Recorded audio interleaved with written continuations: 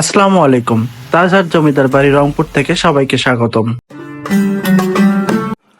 তাজহাট রাজবাড়ি বা তাজহাট জমিদার বাড়ি বাংলাদেশের রংপুর শহরের পুরান রংপুর তথা তাজহাটে অবস্থিত একটি ঐতিহাসিক প্রাসাদ, যেটি এখন একটি জাদুঘর হিসেবে ব্যবহৃত হচ্ছে। রংপুরের পর্যটকদের কাছে এটি একটি আকর্ষণীয় স্থান। রাজবাড়িটি রংপুর শহরের 0 পয়েন্ট থেকে দক্ষিণ পূর্ব দিকে 6 কিলোমিটার দূরে অবস্থিত। এটি রংপুরের অন্যতম একটি প্রাচীন নিদর্শন স্থানও বটে।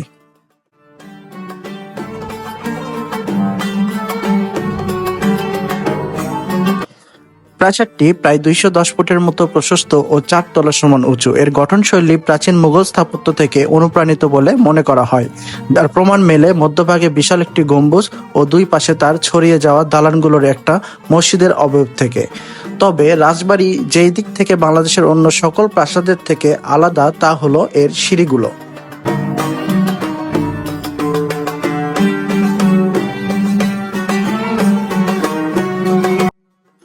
80-র দশকের মাঝামাঝি সময়ে রংপুর তাজহাট জমিদার বাড়ির জাদুঘরের প্রদর্শনী ব্যবস্থা গড়ে তোলার কাজ সমাপ্ত করা হয়। এই জাদুঘরের প্রদর্শিত নিদর্শন হলো পাথরের মূর্তি, পোড়ামাটির ফলক ও অলংকৃত ইট, শিলালিপি, মধ্যযুগের কামান ও প্রাচীন পুঁথি উল্লেখযোগ্য।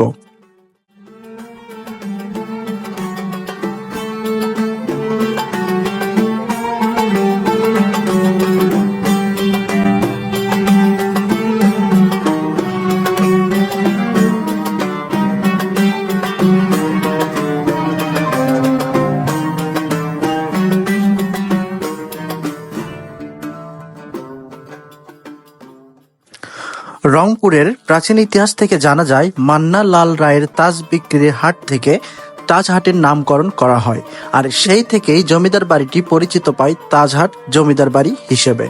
এই জমিদার বাড়িটি নির্মাণ করেছিলেন মান্না লাল রায়ের বংশধর রাজা গোবিন্দ লালের পুত্র গোপাল লাল রায়, বা সংক্ষেপে যাকে বলা হয় GL রায়, যিনি পরাক্রমশালী শাসক হিসেবে 19বিংশ শতাব্দীতে বৃহত্তর রংপুর শাসন করেন।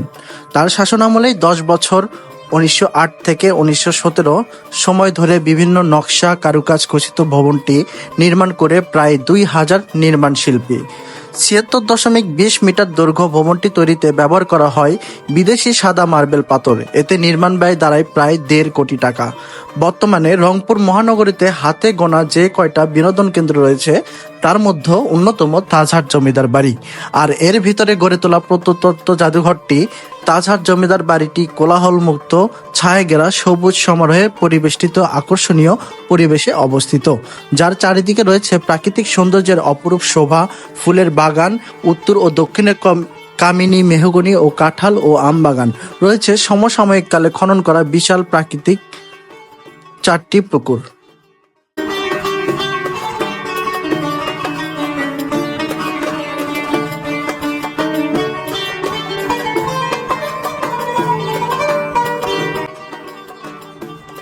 উনিশশো সাল থেকে 1991 সাল পর্যন্ত প্রাসাদটি ব্যবহৃত হয় রংপুর হাইকোর্ট, বাংলাদেশ সুপ্রিম কোর্টের একটি শাখা বা বেঞ্চ হিসেবে।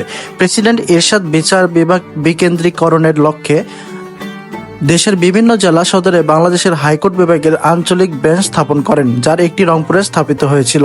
পরে 1991 খ্রিস্টাব্দে গণতান্ত্রিক সরকার প্রতিষ্ঠার পর এই পদ্ধতি তুলে দেওয়া হয়। 1995 খ্রিস্টাব্দে বাংলাদেশের সরকারের প্রত্নতত্ত্ব বিভাগ প্রাসাদটি একটি সংরক্ষিত স্থাপনা তথা স্থাপত্য হিসেবে ঘোষণা করে। বাংলাদেশের সরকার ও স্থাপনার ঐতিহাসিক গুরুত্ব অনুধাবন করতে 2005 খ্রিস্টাব্দে রংপুর জাদুঘরকে স্থানান্তর করে এই প্রাসাদের 2য় তলায় নিয়ে আসা হয়। মার্বেলের সিঁড়ি বেয়ে জাদুঘরে উঠলেই রয়েছে বিশেষ কয়েকটি প্রদর্শনীয় কক্ষ, যাতে রয়েছে 10ম ও 11শ শতাব্দীর টেরাকোটা শিল্পকর্ম। এখানে রয়েছে সংস্কৃত এবং আরবি ভাষায় লেখা বেশ কিছু প্রাচীন পাণ্ডুলিপি। এর মধ্যে রয়েছে মুঘল সম্রাট আওরঙ্গজেবের সময়ের কোরআন সহ মহাভারত ও রামায়ণ।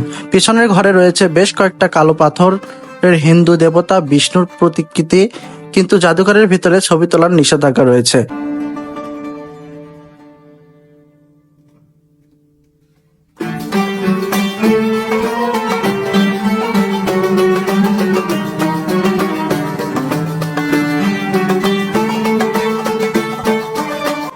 রংপুর তাজহাট জমিদার বাড়ি থেকে আজকের ভিডিও থেকে এই পর্যন্তই বিদায় নিচ্ছি। দেখা হবে পরবর্তীতে কোনো ভিডিওতে। সেই পর্যন্ত সবাই সুস্থ থাকুন, ভালো থাকুন। আসসালামু আলাইকুম।